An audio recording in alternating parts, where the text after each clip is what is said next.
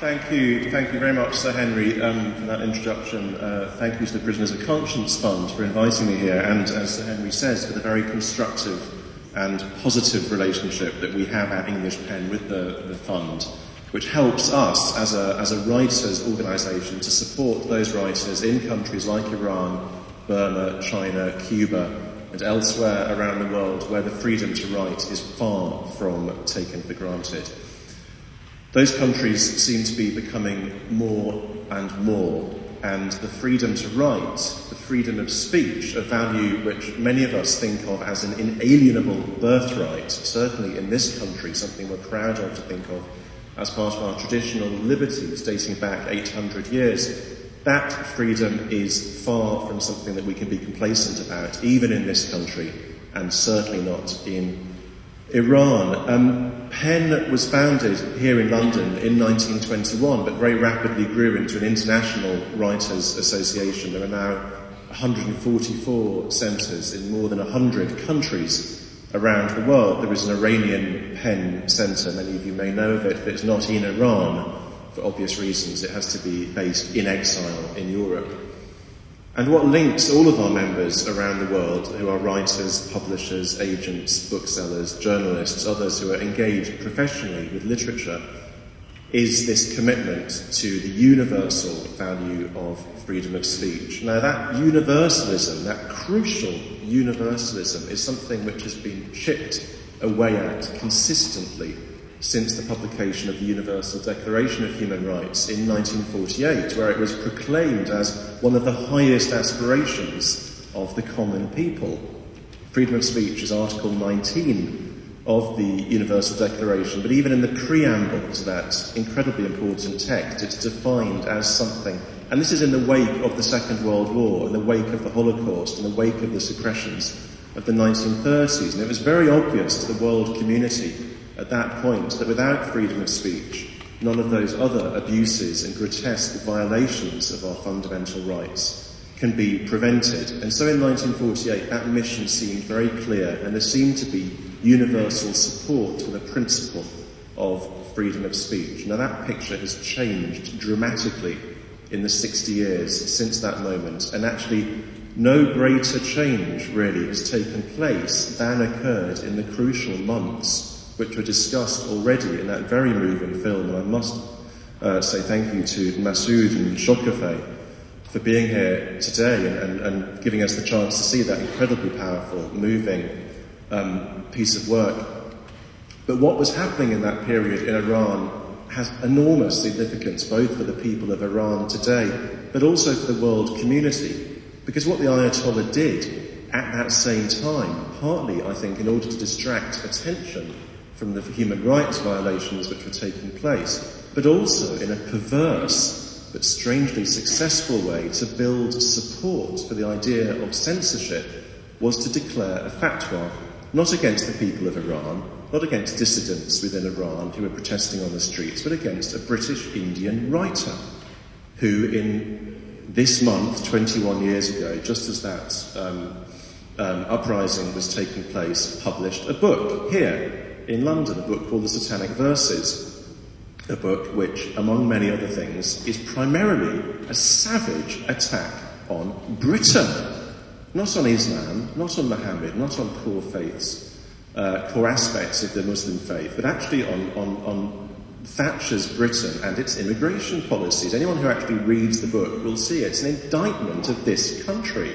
But it was this government that he attacked that was forced to spend millions of pounds of taxpayers' money protecting him. And he's still under real threats today because of that fatwa that was declared on February the 14th, 1989.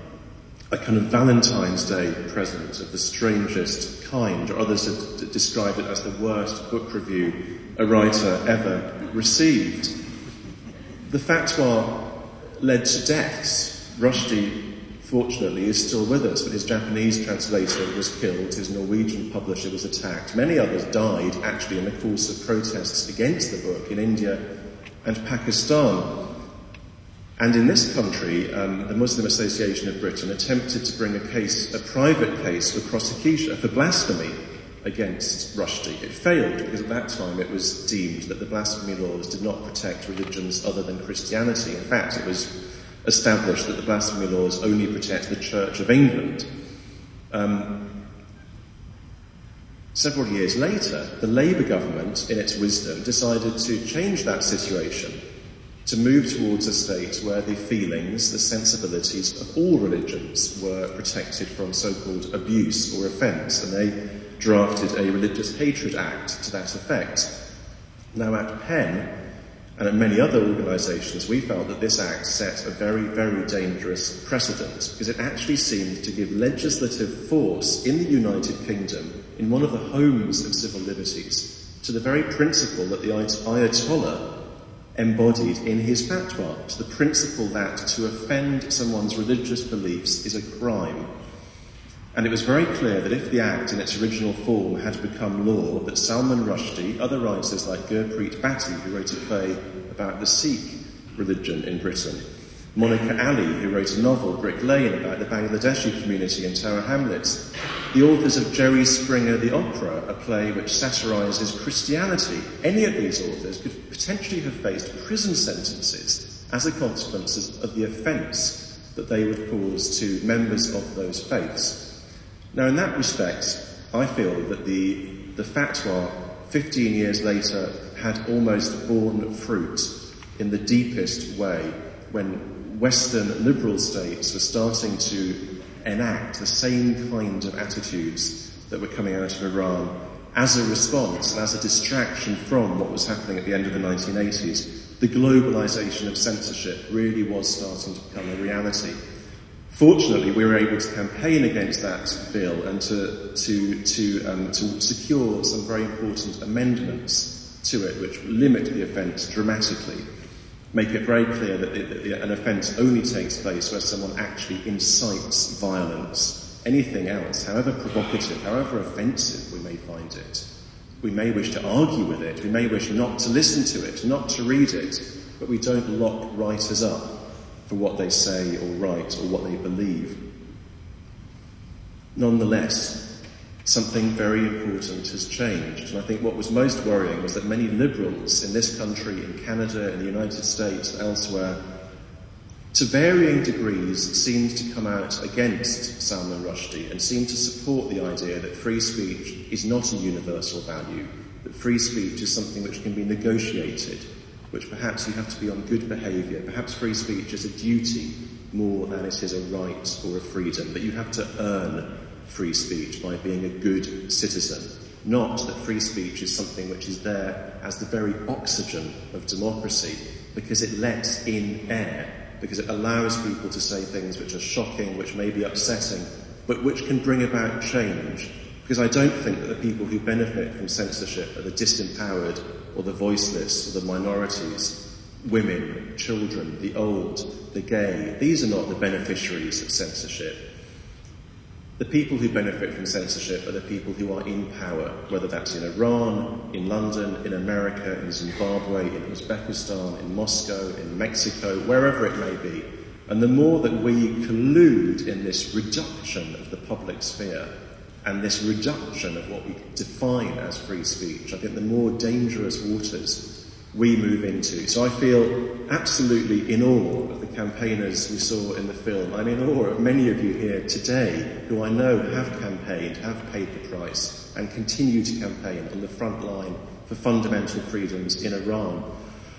And at Penn, we salute you and we stand with you as far as we can in that battle.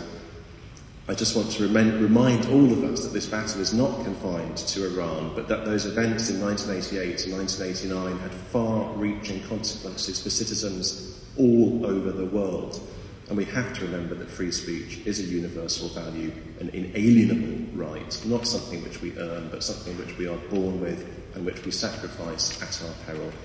Thank you very much.